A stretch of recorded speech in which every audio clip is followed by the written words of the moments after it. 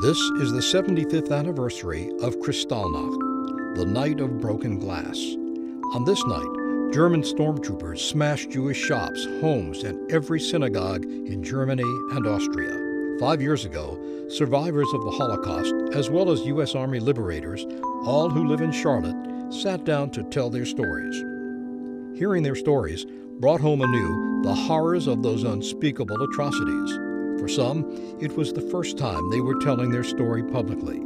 The pains they suffered were clearly evident in their words and faces. But there was also a satisfying sense of purpose in that they were keeping these stories from slipping into history's oblivion.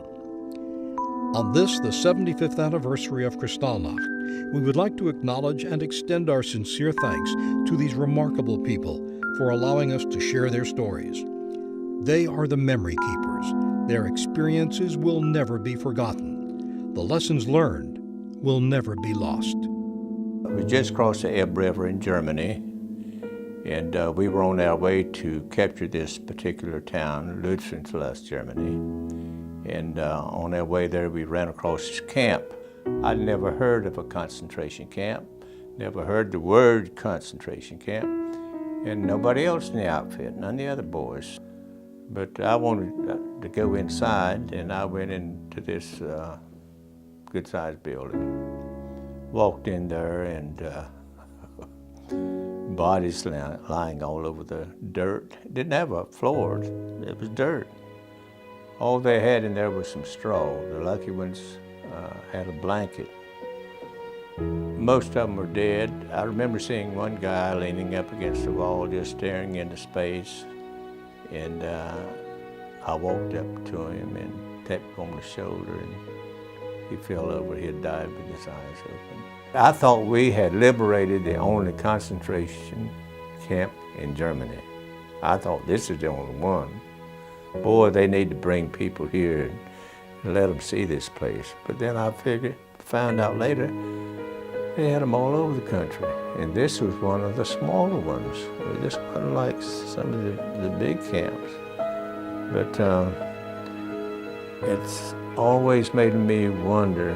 Now, Hitler, all this took place in a period of, what, 10 or 12 years?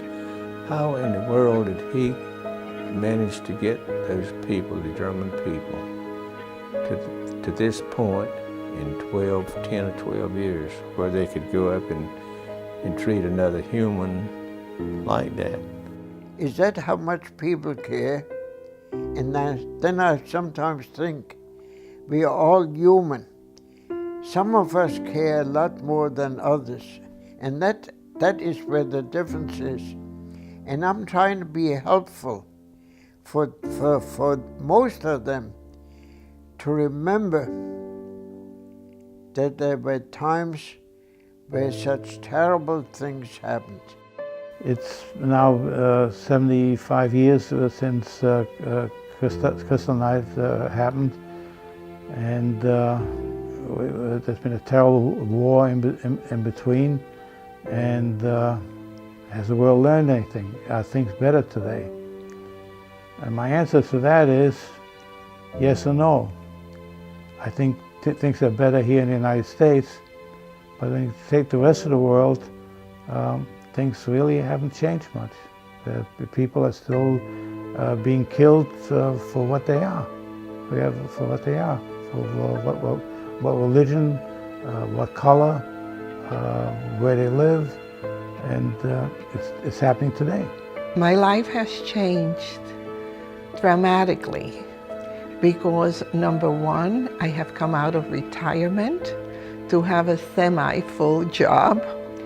And number two, it changed in the sense that I have been transported to my past over and over again, and I have started to remember a lot of things that I must have totally filed away. Ever since the 70th anniversary of Kristallnacht, we had the Temple Israel, things have changed for me somewhat in that I have been telling my story about what happened to me in Germany. Actually, prior to that, I was really reluctant to talk about it. I really didn't want to talk about it. For a while, really, I was concerned that the awareness or the interest in the Holocaust was going to fade. But obviously it hasn't. I don't know whether it's the films that have been made in the meantime or whatever. But it seems that whatever I'm doing, maybe other people in the country are doing as well, because it does seem that people are more aware, are more interested, and want to know, and that my point is, I don't want them to forget, ever. This that happened is so terrible, and the reason that it happened, I really am a firm believer that there is a very small portion of very evil people, I mean really bad people, and that there is a big portion of very good people, but there is a tremendous amount of people who are totally indifferent and think that it doesn't touch them, and so they go to a side. And I think it is that proportion that allows evil to flourish and at times win. And if we could just take a step and realize, this is about us. What's happening any place in the world, it's about us. Talking to these children feels very good for a number of reasons. Among them being that they're learning something that they didn't know about, and something, hearing it from me, I really feel that I'm going to make a difference for them for the rest of their life. There's something they're going to remember for the rest of their life, that what I spoke to them about. It isn't like reading it in a book. You read it and you forget about it. I feel that their interest, that they're going to remember this, and hopefully it will make a difference in the way they deal with other people for the rest of their life. I want to tell my story to young people because they're the ones who carry that story into their future. Henry and I have been doing this for 10 or 12 years. And we have been to every school, I would venture to say, in Mecklenburg County. We've been to South Carolina. We've spoken to schools down there and up in some of the other surrounding counties. But not only schools, we've spoken at church groups, different churches and civic groups. But we've got the word out, I guess you could say.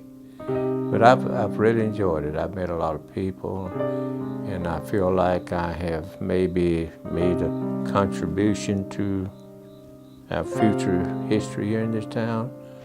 As far as remembrance is concerned, a lot more has come back to me in the past 5 years, especially even in the last 2 years, where I have been speaking not only at schools, but also for the Butterfly Project.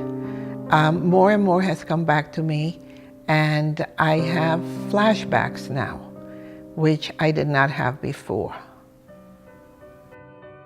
Interestingly enough, I have some very vivid dreams, and where I can hear myself talk and see house numbers, what have you, but it's never the camp itself.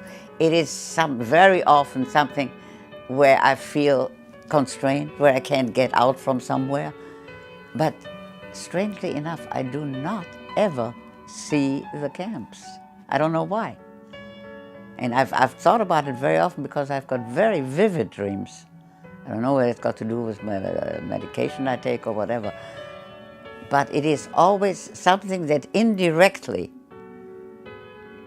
is threatening, or I'm looking for something I can't find, but never the camp itself.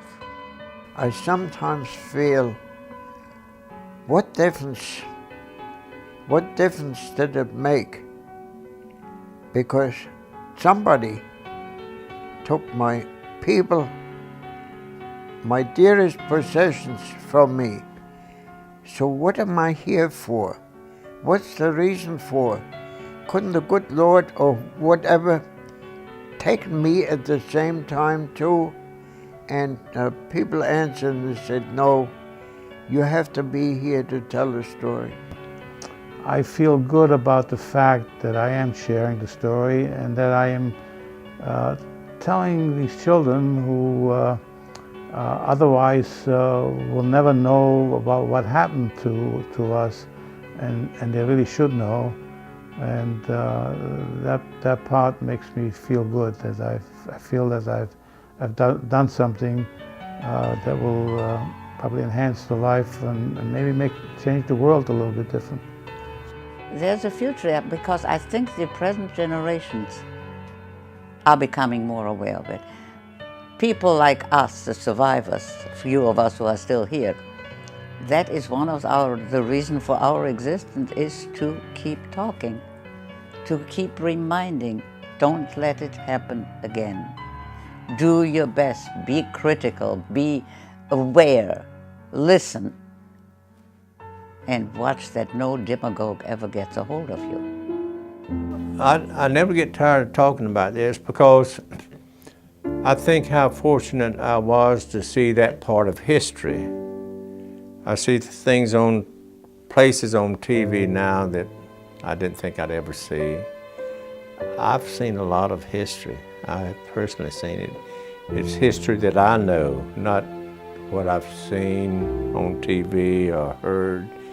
It's history that I personally know. And I think I'm blessed to have been in that position, and I think I should try to pass this on to future generations. And as long as I can do that, I plan to do that. Because it's so important that we need to look back. We need to look back at where we came from and try to learn from that in our direction as to where we want to go. That is so important. If I get to be around at the 80th anniversary of Kristallnacht, we will be talking about the same thing that we are talking now, how to make this a better world. And we'll keep on trying, and hopefully one day we will.